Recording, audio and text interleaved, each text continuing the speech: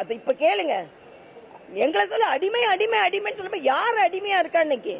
அதனால தான் சொன்னேன், நேற்று திருமாவளவன் சொன்னார் கொள்கை அடிமைகள் அப்படின்னு அதிமுக பார்த்து சொன்னார். அவர் நேற்று கூட அண்ணன் எடப்பாடியாரும் நானும் ஒரே நிகழ்ச்சியெல்லாம் கட்டினா அவரோட கொள்கையை சொன்னார், நாங்க எங்க கொள்கையை சொல்லிக் கொண்டு இருக்கிறோம். ஆனா இந்த நேர்முக அடிமையாக இருப்பது திமுக தனது கூட்டணி கட்சிகளிடம், கூட்டணி கட்சிகள் திமுகவிடம். இன்னைக்கு பாத்தீங்கன்னா பேப்பர்ல செல்வ பெருந்தகை சொல்றாரு, யாரும் கூட்டணி ஆட்சியில் இப்ப இடம் கேட்டுறாதுங்க. அப்ப என்ன நீங்க பயந்துட்டு இருக்கீங்க?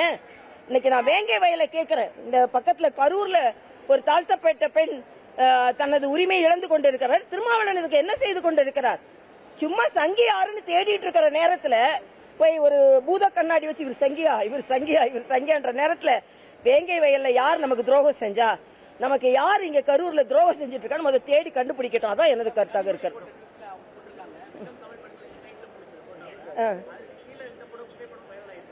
இல்ல அது அதாவது இந்த வைரல்லாம் ஒண்ணும் இல்லைங்க, வயிறு எரிஞ்சு அவங்க போடுறது. அது அமித்ஷா எங்க தலைவருங்க, அவர் என்ன கூப்பிட்டு பேசுறாரு. ஆக கூப்பிட்டு நான் மேடையில ஏறி பேசும்பொழுது நாங்க பேசுறோம், அவ்வளவுதான். இதுல என்ன இருக்குன்னு நான் கேட்கிறேன். வெல்லும் தமிழ் பெண்கள்னா நாங்களும் தான் வெல்லுகின்ற தமிழ் பெண்கள். இந்தியா முழுசும் வெல்ல வைப்பது மரியாதைக்குரிய பாரத பிரதமர் அவர்கள் தான். அதனால கனிமொழி அவர்களுக்கு நன்றி. ஏன்னா வெல்லும் பெண்கள் திமுக மட்டும் இல்ல எல்லா கட்சியிலும் இருக்கிறார்கள் என்பதை ஒட்டுமொத்தமாக போட்டதற்கு நன்றி. ஆசிரியர் தேர்வு வாரியம் சார்பாக நடத்தப்பட்ட தேர்வுகளில் 50 மதிப்பெண்களுக்கு திமுக சார்ந்த கேள்விகள் கேட்கப்பட்டது. புதிய திட்டங்கள் எல்லாமே கலைஞர் கருணாநிதி பெயர்ல வருது, புதிய பேருந்து நிலையங்களுக்கு இது கூட நல்ல, அதாவது இன்னைக்கு தம்பி கூட ஒன்னு சொன்னாரு, அன்னூர் தான் போறேன், அன்னூர்ல 125 நாளா ஆக்கின வேலை வாய்ப்பு திட்டத்தை 100 நாட்கள் வேலை வாய்ப்பை எடுத்துட்டாங்கன்னு சொல்லி அதுல பொன்னம்மாள் போன்ற பெரிய அம்மாக்கள் எல்லாம் கூட்டி வந்து வச்சு அவங்க உயிர் துறந்து இருக்கிறார்கள். அவங்க கிட்ட என்ன சொல்ல வேண்டியதுன்னா, அவங்க 100 நாள் வேலை வாய்ப்பே போயிடுச்சுன்னு 125 நாளா ஆக்கியிருக்காங்க. ஆக எப்படி பொய் சொல்லி கொண்டு இருக்கிறார்கள். ஆக இன்னைக்கு தமிழ்நாட்டில் கேளம்பாக்கமும் கலைஞர் தான், எங்கெங்க பஸ் ஸ்டாப் இருக்குதோ அங்கெல்லாம் கலைஞர் தான். டாஸ்மாக்கு நம்ம கலைஞர் பெயர் வைக்காத ஒண்ணுதான் இப்ப குறைவா இருக்கு, அதுவும் வச்சிருவாங்க. ஆனா நான் கேக்குறேன், 100 நாள் வேலை வாய்ப்புல 5ஆம் தேதி காங்கிரஸ் வந்து பெரிய பிரச்சாரம் பண்ண போறாங்களாம். ஏன்னா மகாத்மா காந்தி பேரை எடுத்துட்டாங்கன்னு. நான் கேக்குறேன், எத்தனை மகாத்மா காந்தி பேரை வச்சீங்க? நேத்து நான் நெட்ல போய் பாக்குறேன், 60 திட்டங்கள் ராஜீவ் காந்தி பேர்ல மட்டுமே இருக்கு, 25 திட்டங்கள் இந்திரா காந்தி பேர்ல மட்டுமே இருக்கு. இப்ப எந்த காந்தியை நீங்க தேடுறீங்க? அதே மாதிரிதான் இங்க கலைஞர் இந்திரா காந்தி பேர் எடுத்துட்டாங்க, காந்தி பேர் எடுத்துட்டாங்க. கலைஞர் பேரை தானங்க எல்லாத்துலயும் வச்சீங்க.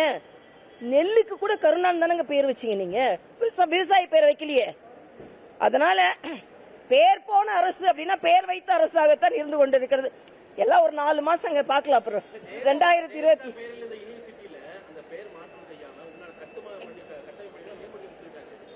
பேர் மாத்திட்டு பாக்கலாம்.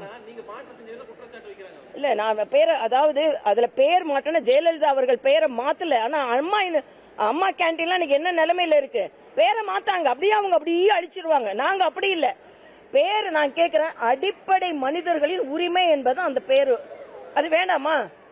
காந்தியோட பேரை மரியாதைக்குரிய பாரத பிரதமர் சொன்ன மாதிரி எங்க மனதில் இருக்கிறாங்க.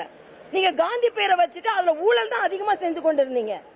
அதனால பேர்ல ஒண்ணும் இல்ல, ஆனா நீங்க பேரை தான் வைத்துக் கொண்டிருக்கிறாங்க. திருப்பி கேட்கிறேன், இன்னைக்கு மகாத்மா காந்தி பேருக்கு கூவுன்னு கூவுறீங்களே, எத்தனை மகாத்மா காந்தி பேரை உங்க திட்டத்துல வச்சீங்க? வைக்கவே இல்ல. 125 நாள் ஆக்கி 60 நாட்கள் நீ விவசாய வேலைக்கு போலாம், அதிக சம்பளம் வாங்கிக்கோங்கன்னு சொல்லி உத்தரவாதம் கொடுக்கின்ற ஒரு மாபெரும் திட்டம். அதை வந்து 100 நாள் வேலை வாய்ப்பை எடுத்துட்டாங்கன்னு பொய் பிரச்சாரம் செய்கிறார்கள் என்பது எனது கருத்து. யூனியன் கவர்மெண்ட் எல்லா இடத்துலயும் காந்தி பேர். இப்ப மரியாதைக்குரிய பாரத பிரதமர் அவர்கள் காதியை இம்ப்ரூவ் பண்ணிருக்காரு, எல்லாத்துலயும் காந்தி தான் சொல்லியிருக்காரு. காந்தியோட சிலையை மட்டும் உலக நாடுகள்ல பல இடத்துல போய் அவரை வந்து திறந்து வச்சிருக்காரு. நாங்க காந்தியை பத்தி சொல்றது இல்ல, அவங்க காந்தி காந்தி இன்னைக்கு சொல்லிட்டு இருக்காங்களா, அதுக்காக நான் சொல்றேன். நன்றிப்பா.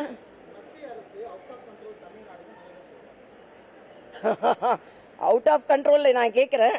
ஓபன் டிபேட் ஒன்னு கூப்பிட்டாரு அண்ணன் எடப்பாடியார், நான் வரேன்னாரு.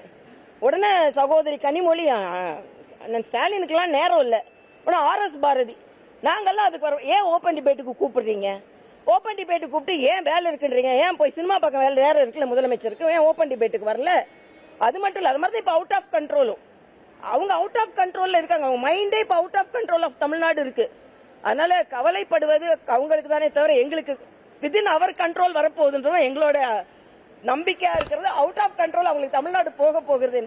பிளே ஸ்டோர் மற்றும் ஆப் ஸ்டோரில் இருந்து பாலிமர் செயலியை QR கோடு மூலம் பதிவிறக்கம் செய்யுங்கள். செய்திகளை உடனுக்குடன் பெறுங்கள்.